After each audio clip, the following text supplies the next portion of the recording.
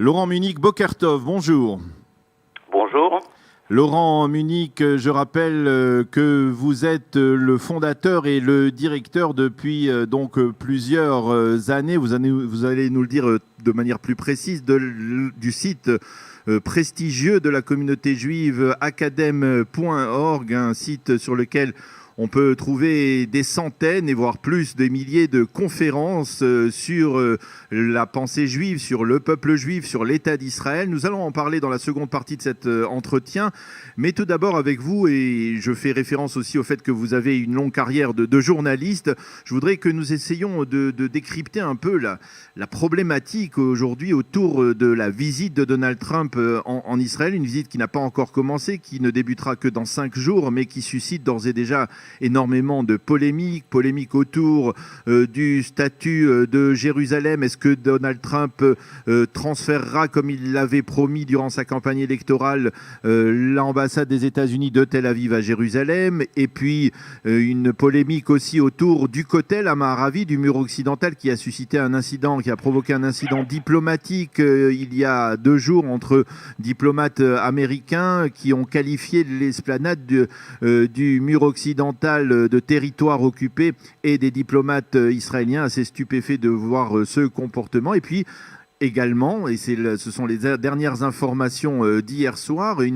un débat, une tension, un malaise autour des révélations faites selon lesquelles les informations que Donald Trump aurait fournies à Sergei Lavrov sur des tentatives d'attentats projetées par Daesh à l'aide d'ordinateurs piégés dans des avions, ces informations auraient donc été fournies par les services de renseignement israéliens, en toute confidentialité bien entendu, aux Américains, mais à condition, avec la mention sine qua non qu'elle ne devait pas être transmise à d'autres facteurs, ce qui n'a pas été le cas, puisque donc Donald Trump les a allègrement cédés aux Russes, et ces informations pourraient même arriver, se répercuter et se retrouver en Iran. Alors, comment vous analysez toute cette problématique à l'approche de la visite de Donald Trump ?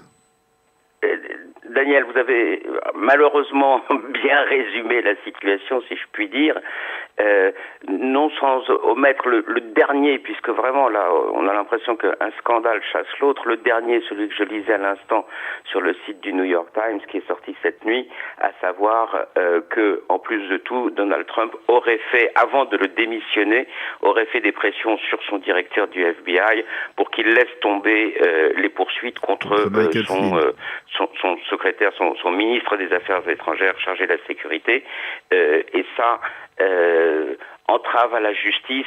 On connaît nos amis américains, c'est vraiment quelque chose qu'ils ne peuvent absolument pas supporter. Alors pour revenir à votre question, j'aurais peut-être tendance à résumer par une phrase de Donald Trump lui-même qu'il a prononcée, c'est dans sa bouche, il a dit textuellement: c'est plus compliqué que je ne le pensais. Voilà. Alors, c'est plus compliqué que je ne le pensais, j'ai l'impression que ça résume beaucoup de choses. Cela veut dire que vous avez le sentiment que on ne comprend pas bien, que Donald Trump lui-même n'arrive pas à se positionner. Je crois qu'il a... Voilà, on est exactement à 100 jours de l'investiture. Chez les managers, dans le monde de l'entreprise, on a l'habitude de parler de la règle des 100 jours. On estime qu'en 100 jours, un manager, un directeur qui a pris ses fonctions, il a eu le temps de montrer ce qu'il allait faire, comment il allait le faire, et on a eu le temps de se faire une opinion sur lui. Les 100 jours de Donald Trump, force est de constater qu'ils ne sont vraiment pas probants, puisqu'il a accumulé les rétropédalages, les reculades, les erreurs, les bévues considérables. Un président des États-Unis qui confond l'Irak et la Syrie, c'est quand même très très gênant. Ça prouve une méconnaissance, ne serait-ce que du terrain, qui est dramatique. Alors, donc, que doit faire Israël face à cela? Parce que vous savez qu'en Israël, on a accueilli, en particulier au sein du gouvernement de la droite nationaliste, on a accueilli l'arrivée de Donald Trump comme s'il s'agissait de l'arrivée du Messie. Et là, aujourd'hui, on est en train peut-être de déchanter et même de se rendre compte que ça va être extrêmement problématique. Je crois que je fais toute confiance aux Israéliens et aux politiciens israéliens qui sont des vieux routards, comme on dit en français, pour ne pas non plus trop s'impliquer ni trop se compromettre. Il ne faut pas hésiter à utiliser le mot maintenant avec Donald Trump. Je crois que c'est effectivement un allié encombrant. Qui plus est, si c'est un allié qui divulgue des secrets de défense majeurs, puisqu'il s'agit quand même d'une information majeure que les Israéliens avaient transmis à leur allié américain, ça devient effectivement un allié très encombrant. Alors, est-ce qu'on peut imaginer oui. qu'un Donald Trump, dans sa situation actuelle, avec toutes ces bévues que vous mentionniez, soit capable de réenclencher le processus de paix et de le faire aboutir, comme dit-il, on règle un deal entre hommes d'affaires? Alors, tout est possible. N'est-ce pas là aussi une preuve d'une sorte ou de naïveté ou d'une incompréhension de la complexité du conflit, quoi? Incompréhension de la complexité du conflit, c'est sûr. Alors la seule chose qui demeure maintenant, si on essaye de prendre du recul par rapport à tout ce qu'on peut plus qualifier d'anecdote, là, je veux dire, la presse américaine ce matin, elle reprend le mot fatidique de impeachment, cette procédure qui peut viser à destituer, à relever le président des États-Unis de sa fonction. Donc on commence à vraiment avoir des doutes sur la capacité de Trump à mener jusqu'à son terme son mandat. Maintenant, qu'est-ce qu'il reste? Il reste que Donald Trump arrive après une politique américaine d'Obama qui a été marquée malgré tout par la déception si on considère le problème du point de vue du Proche-Orient. Qu'est-ce que pensait Obama? Obama fait le constat que l'acteur majeur, le plus inquiétant, le plus dangereux sur la scène proche-orientale, c'est l'Iran, qui contrôle directement ou par ses milices une bonne partie du territoire, c'est le danger montant. Les autres pays arabes sont d'accord avec cette analyse et Obama dit on va essayer de négocier, on va essayer d'arriver à un accord de désarmement et puis on va réussir peut-être à ramener l'Iran à la raison et de proche en proche, l'Iran va calmer le jeu de tous ses partenaires. Erreur fatale, on l'a vu, sur le terrain, on voit que ça ne donne strictement rien. Donald Trump arrive avec la manière forte en disant c'est pas comme ça que ça va se passer et il faut que l'on contrôle l'expansion iranienne au Proche-Orient. Et là-dessus, les Israéliens sont d'accord, et là-dessus, les Saoudiens sont d'accord, et là-dessus, pas mal de gens à travers le monde sont d'accord. Donc peut-être que le pragmatisme va finalement l'emporter, et que malgré toutes ces bévues de Trump, quelque chose peut en sortir. Donc la seule chose positive qu'on peut voir aujourd'hui, c'est que il y a plus de convergence de vues dans l'analyse de la situation géopolitique avec un Trump qu'avec un Obama, du point de vue d'Israël, si je peux me parler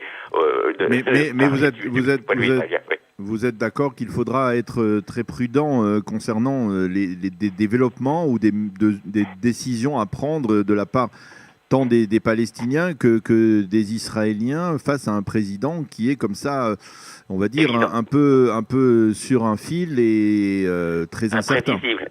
Et puis surtout qui, voilà, on l'a entendu pendant la campagne, on avait vraiment le sentiment, on s'est dit, il nous a dit, la première chose que je ferai en arrivant dans le bureau ovale, avant même de m'être assis, c'est de transférer l'ambassade américaine à Jérusalem. Il s'est assis dans son fauteuil de président, et puis heureusement, il y a eu un certain nombre de conseillers, de gens qui connaissent le terrain, qui lui ont dit, vous savez, ça risque quand même de beaucoup fâcher des modérés, entre guillemets, des alliés dans le monde arabe qui sont d'accord avec notre stratégie. Peut-être que c'est pas ce qu'il y a de plus urgent à faire tout de suite. Prenons le temps de bien monter le dossier. Donc il a fini par l'entendre. Mais l'histoire des 100 jours écoulés est ponctuée de ces reculades et de ces rétropédalages et de ces retours à la raison. Donc évidemment, prudence maximum par rapport à un tel partenaire. Surtout, je le répète, quand on voit fleurir dans la presse ce matin, dans la presse américaine, le mot impeachment. Alors, Laurent Munich, je profite aussi du fait que vous êtes à Paris et que vous suivez de près, bien entendu, l'actualité en France avec l'élection d'Emmanuel Macron, la désignation d'Édouard Philippe au poste de Premier ministre, les retards un petit peu au niveau du calendrier dans la formation du gouvernement. Comment la communauté juive de France, d'une certaine manière, réagit à ce qui est en train de se passer en France, à l'élection d'Emmanuel Macron? Et est-ce que finalement, après, on va dire, une période d'incertitude, peut-être même d'inquiétude, de voir par exemple se retrouver au second tour Marine Le Pen et Jean-Luc Mélenchon, eh bien, on arrête de sonner la sirène d'alarme dans la communauté et puis on continue à vaquer à ses occupations comme si de rien n'était? Pas vraiment comme si de rien n'était, mais c'est vrai qu'il y a eu un réel soulagement par rapport à la déconfiture du Front National. Cela dit, rien n'est dit. Attendons le résultat des législatives au lendemain du 18 juin. Si, comme on le craint, le Front National se retrouve avec un groupe parlementaire à l'Assemblée, par la force des choses, ça va être un porte-voix à une idéologie qu'on n'a pas forcément envie d'entendre. Sur les premiers jours, on en est au tout premier jour. Là, tout à l'heure, je parlais des 100 jours du manager. Oui. On en est au tout premier jour du manager Macron. Ben, il y a quand même un consensus pour dire que à ce point c'est un sans faute. L'homme a réussi toutes ses épreuves de passation de pouvoir, de prise de fonction, de première apparition publique. Tout le monde a beaucoup apprécié la façon très discrète dont Madame Macron, son épouse, s'est toujours marquée, était toujours présente, mais très très en recul. Donc tout ça se présente bien. Et quant au retard dont vous parlez dans l'annonce d'un gouvernement, la réponse qui est faite dans l'équipe de Macron, c'est attendez, les enjeux sont tels que si on prend 2 jours pour constituer un gouvernement, et surtout, c'est l'argument officiel, pour vérifier qu'aucun des ministres pressentis, surtout ceux issus de ce qu'on appelle la société civile, n'ont la moindre, excusez-moi l'expression, la moindre casserole, qu'elle soit fiscale ou qu'elle soit juridique, et que ce sont des gens qui sont vraiment dignes de la fonction ministérielle qu'on va leur confier, c'est bien la moindre des choses. On a tous en mémoire le dramatique effet de l'effet Cahuzac, qui a dû abandonner son portefeuille à peine l'avait-il reçu. Et puis surtout, je vous rappelle que la première loi que Macron a décidé de présenter au Parlement, c'est la loi sur la moralisation de la vie publique. Et là-dessus, je pense que c'est extrêmement bien vu parce que il ne peut y avoir qu'un consensus national quand il s'agit de moralisation, et que surtout on a vu les effets dévastateurs, et je reviens à votre question de départ, les effets dévastateurs de toutes ces révélations autour de François Fillon ou autour de Marine Le Pen sur cette montée du populisme. Puisque la rengaine des populistes, c'est dire tous pourris, à droite comme à gauche, tous pourris, et on n'en veut plus. Donc ça, c'est le ferment, c'est la base de l'antiparlementarisme, et c'est la pire chose, l'histoire nous l'a montré, c'est la pire chose qu'on ait à redouter. Alors, Laurent Munich, nous allons passer à la seconde partie de cet entretien et parler un peu de ce qui vous occupe le plus clair de votre journée, de votre semaine, de vos mois. C'est parfois de mes nuits, mais parfois de mes nuits également. C'est donc ce site internet d'academ.org que vous avez créé il y a quelques années. Alors je voudrais rapidement, pour nos auditeurs, je pense que beaucoup d'entre eux connaissent academ.org. Je voudrais vous demander de nous livrer une bio express d'Academ. Quelle année, la fondation? Alors c'était il y a 12 ans, et le constat, il était simple. Le constat, il consistait à dire que la France vivait et vit encore, je dois dire, une époque formidable. Et si on s'inscrit un petit peu dans la durée, rarement la France et la communauté juive de France aura connu une période avec une telle floraison de production culturelle, de lieux culturels, que ce soit de l'étude, que ce soit du limoud, mais aussi dans tous les domaines artistiques, dans le domaine de l'édition, de la musique, etc. Il y a une profusion de la vie culturelle et intellectuelle juive, et l'idée était de se dire que il fallait quelque part garder une trace, conserver en quelque sorte des enregistrements, et surtout mettre à disposition de ceux qui n'avaient pas la chance d'être au bon endroit, au bon moment pour entendre tel cours ou telle conférence ou voir tel spectacle. On a aujourd'hui les moyens modernes, et Kalita le démontre de façon magistral avec son nouveau projet Studio Qualita. On a aujourd'hui les moyens de fixer en enregistrement numérique toute cette production culturelle, de la stocker, de l'archiver et de la mettre à disposition. C'est le concept d'Academ.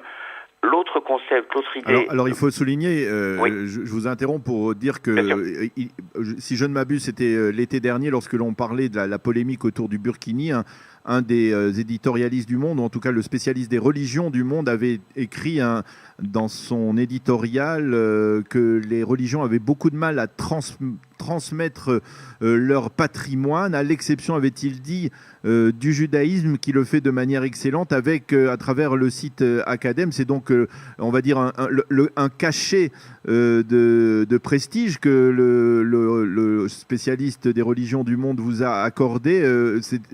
Comment on arrive justement à obtenir ce cachet, ce prestige? Écoutez, vous mettez notre modestie à rude épreuve, mais effectivement, c'était une grande satisfaction pour nous que d'avoir cette reconnaissance nationale.